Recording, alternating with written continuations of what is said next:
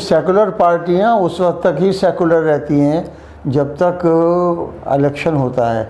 Election के बाद वो फिर बिल्कुल भूल जाती हैं। तो मुसलमान के वोट से जीते हो तो मुसलमानों के इलाके को चमकाने की कोशिश करो, उनकी एजुकेशन का बंदोबस्त करो।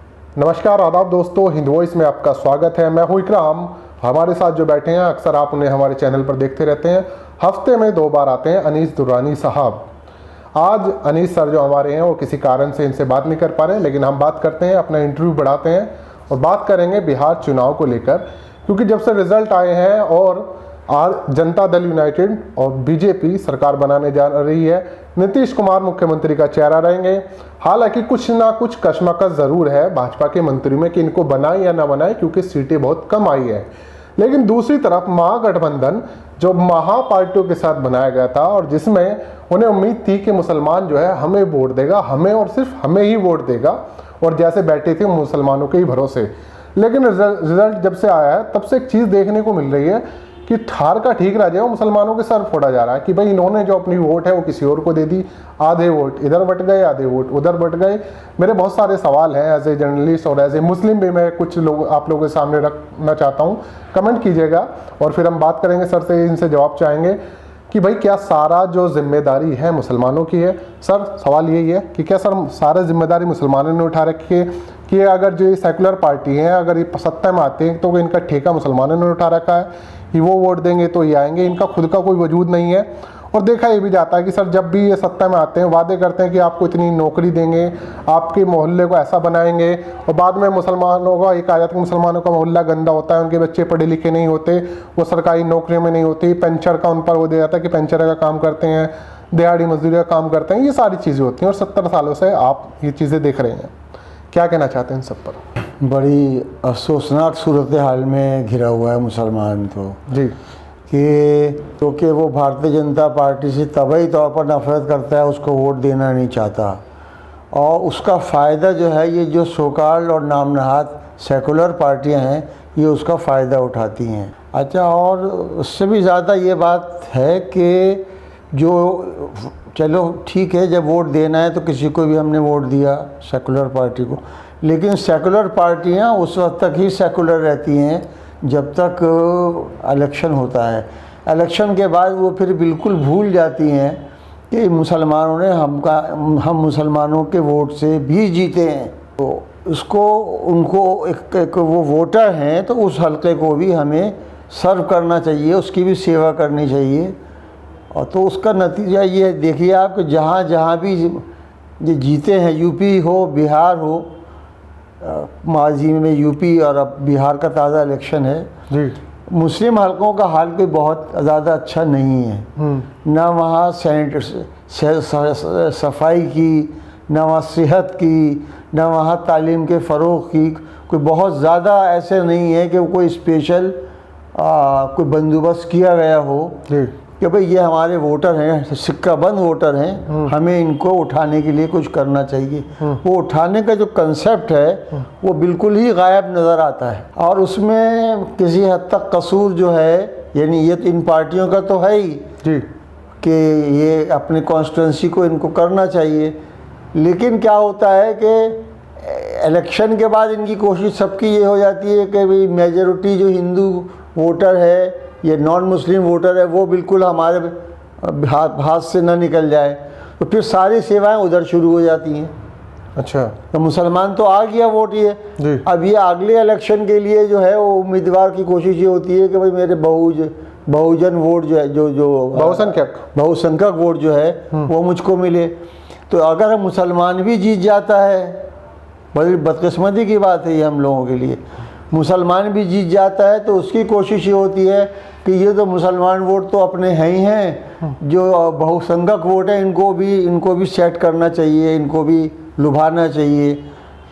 अब ये नेगेटिव इम्पीचमेंट है, ये जो कहते हैं कि पार्टियां इम्पीच वो करती हैं, चापलूसी करती हैं, तो वो बेसिकली तो इसमें सब इन्वॉल्व हैं। ये आप नेता रहे हैं, काफ़ी कांग्रेस से भी आप जुड़े रहे हैं, इतने लंबा समय आपका पॉलिटिकल कैरियर है, क्या मुसलमान बार बार बेवकूफ़ बन जाता है, इन नेताओं के जुमलेबाजी में फंस जाता है इतना लंबा समय? अभी भी देखिए, शिक्षा को लेके देख लीजिए और आपका नौकरी को लेकर देख लीजिए, बहुत बुरा हाल है, सब जगह पिछड़े हुए हैं, लेकिन फिर भी वोट मुसलमानों का ही चाहते हैं, काम कुछ करने नहीं चाहती पार्टियाँ।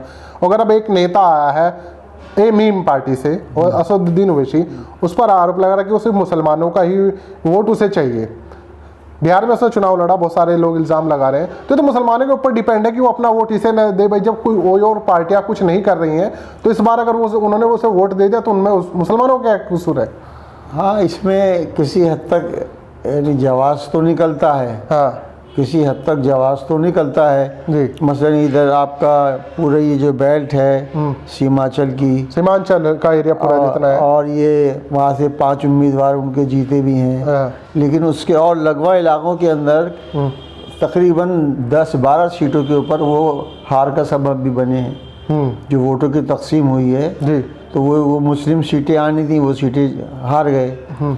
अब इसको जिस पहलू से आप इस बात को देख रहे हो वो बात ज़ाहिर है कि एक लॉजिकल बात है जी, मंतकी बात है, लेकिन हमको ये भी सोचना चाहिए कि ये अब मसलन ठीक है, देखें क्या परफॉर्मेंस रहती है। अभी मैं कोई इसके ऊपर किसी किस्म का शकों को शुबात का इज़हार करना नहीं चाहता, करें ये, लेकिन ये वो जो मैंने इससे पहले बात कही है कि भाई तुम मुसलमान के वोट से जीते हो तो मुसलमानों के इलाके को चमकाने की कोशिश करो, उनकी एजुकेशन का बंदोबस्त करो।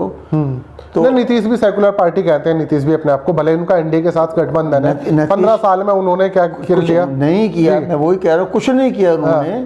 और अपीजमेंट का नारा बुलंद करते रही बीजेपी। और ये तो यूपी का, बिहार का जो इलेक्शन हुआ है, ये तो बड़ी एक चालबाजी का इलेक्शन हुआ है। इसमें सबसे बड़ी चालबाजी ये हुई है कि बीजेपी ने उसको, नीतीश कुमार को एक तरह से ऐसे शो किया पहले फेज़ के अंदर कि जैसे ये बिल्कुल अलग है, और चिराग पासवान को अलग फ्रंट पे ले आए। चिराग पासवान को भी अपनी असलियत मालूम हो गई होगी, एक सीट भी बड़ी मुश्किल से जीत पाए। जो ये बाकी और नीतीश की सीटें भी कम हुई हैं। तो ये बीजेपी की चाल थी। उसने सारा ठेकेदार जो था, जितने भी जो सेंटर के हाथों परेशान हुए थे भारत के नागरिक, जो कोई बम्बई महाराष्ट्र से पलायन करके आ रहा था, कोई कर्नाटक से पलायन करके आ रहा था, और जो बेचारों की ज़िंदगी जिस तरीके से तबाह बर्बाद हुई, अनसेटल हुई ज़िंदगी, उसके लिए सबके लिए मरकज़ी हुकूमत ज़िम्मेदार है। लेकिन वो मरकज़ी हुकूमत ने ये चाल चली, मतलब उसके लिए नीतीश जिम्मेदार है, उसका नीतीश जिम्मेदार है। समझिए, और सारा ठीकरा जो था लोगों ने भी नीतीश के सर पर फोड़ दिया। बीजेपी जो है वो साफ अपनी सीटें बढ़ा के ले गई, कुछ वोटों की तकसीम से बढ़ा के ले गई जो LNGP ने काटे। तो और जाहिर है कि इसका फ़ायदा आज की तारीख में बीजेपी को पहुंचा, क्योंकि सबसे लार्जेस्ट पार्टी अगर देखा जाए तो वही उभरी है। और पहले उसकी सीटें कम थी। हाँ, पहले सीटें कम थी। वो अब से नहीं, पिछले 15 साल से कोशिश यही कर रही है कि पहले किसी तरह से, वो बहुत बेचैन है। उनके जो पिछले वो जो थे उप मुख्यमंत्री सुशील मोदी जी, वो बड़े इच्छुक हैं किसी तरह उनके जीवन काल के अंदर ही वो किसी तरह से मुख्यमंत्री बन जाए। और कोशिश शायद इस बार भी है कि मुख्यमंत्री बदल ले। अभी देखिए फैसला कह रहे हैं यही सब के नहीं। जो आखिरी सवाल यही है कि मुसलमानों पर हम बात कर रहे थे, बिहार के मुसलमान जी, तो क्या मुसलमानों को तो अपना हक होना चाहिए ना कि वो किसको वोट दे? कल को उन्हें लगा कि बीजेपी उनके लिए कुछ कर रही है, तब वो तो बिल्कुल वोट का अपना अधिकार है ना। बिल्कुल, मुसलमान को बंधुआ मजदूर नहीं होना चाहिए। मुसलमान जिस दिन परफॉर्मेंस के, ठीक है एक दफ़ा उसके सारे उम्मीदवार सब हार जाएं, लेकिन परफॉर्मेंस के बुनियाद पर करनी चाहिए, ताकि ये ना हो। होता क्या है, परफॉर्मेंस इशू नहीं बनता, वो सिक्योरिटी को इशू बना देते हैं कि साहब वो जो है ये सेकुलर पार्टी आएगी तो बहुत सेफ रहेंगे आप, और ये भाजपा तो गुंडों बदमाशों की पार्टी है, ये तो लड़ाई झगड़ा करने वाले हैं। यानी वो हैं, वो एक बात अपने में असल है, ये झूठ बात नहीं कहते वो। लेकिन मुद्दा जो है वो फिर मुसलमान के लिए वो हो जाता है कि यार सिक्योरिटी होनी चाहिए, बीजेपी को हराओ। और वो इशू उधर से खिसक जाता है कि हमारे लिए तामीरी काम हो, तरक्याती काम हो, फलाही काम हो, एजुकेशन हमारे बच्चों की हो, हॉस्पिटल हमारे, यानी कि जीवन यापन करने की जो ज़रूरती चीज़ें हैं, बेसिक चीज़ें हैं। जी जी। और मुसलमान को जिससे ज़्यादा चाहता भी नहीं है। आम आदमी एक चाहता है, यही चाहता है, सरकार से उम्मीद यही लगाता है। लेकिन जो टोपी पहनाई जा रही है मुसलमानों को सेकुलरिज्म के नाम पे, और दूसरी पार्टियों से डरा के रखा जाता है, तो मुसलमान अपने वोट का पूरा अधिकार रखता है कि वो किसे देना चाहे किसे ना देना चाहे, उसके ऊपर बात है। हमने ये बात ये बिल्कुल गलत है। ये मुसलमानों पे ठीकरा तोड़ना बिल्कुल गलत है। और 243 सीटों पे इलेक्शन हुआ है जी। मुसलमानों का इलेक्शन किसी हद तक जो अगर वो मौसर था, असर डालने वाला था, वो शायद 45 या 48 के करीब सीटें हैं। जी जी जी, 40 से 45 सीटों 40 से 45 सीटों के बीच में हैं। तो भाई बाकी की जो आपकी सीटें हैं, 200 सीटें लगभग, हाँ उसमें भी तो हार जीते हो आप जी। वहाँ पे मुसलमान का वोट तो मौसर था ही नहीं। तो ये एक मिथ कायम कर दी गई है कि हार जाओ तो जो उसके ऊपर हार जाओ तो मुसलमान के ऊपर ठीक रहा, और लिहाफ डाल के मुसलमान के ऊपर उसकी कुटाई शुरू करो जी जी। कि तुमने हराया और जीत गए तो फिर मुसलमानों को बाद में भूल जाओ। अब मुझे भूल जाओ। जी जी जी, बहुत बहुत शुक्रिया अनीस दुरानी साहब आपका कि आपने इस फैक्ट पर हमसे बात की, और दर्शकों को बात समझ में आ गई होगी कि भाई जीत जाते हैं तो फिर भूल जाते हैं जो वादे किए हो जाते हैं। मुसलमानों के मोहल्लों को कहा जाता है कि गंदगी होती है, सफाई नहीं होती है, उनके बच्चे पढ़े लिखे नहीं होते। मुझे सबसे ज़्यादा तकलीफ इस बात से होती है कि जो मुस्लिम उम्मीदवार जीतता भी है, उसकी कोशिश फिर ये नहीं होती कि मुस्लिम इलाके को कम चमकाऊं मैं। उसकी कोशिश ये होती है कि बहुसंख्यक इलाके को जरा, इन्होंने मुझे वोट नहीं दिया, अब के इनको मैं प्रभावित कर लूँ, इनको अपनी तरफ कर लूँ। हालांकि देखिए अब बहुत वोटर मैच्योर्ड हो गया, उसने जिसे वोट देना है देता जी। इसकी चापलूसी से कोई वोट नहीं देता। चापलूसी कर रहा है। बहुत बहुत शुक्रिया। तो आप लोगों को कैसा लगा नीचे कमेंट कर सकते हैं, साथ ही खबर को ज़्यादा से ज़्यादा शेयर कर सकते हैं। मिलता हूँ आपसे अगले अपडेट में।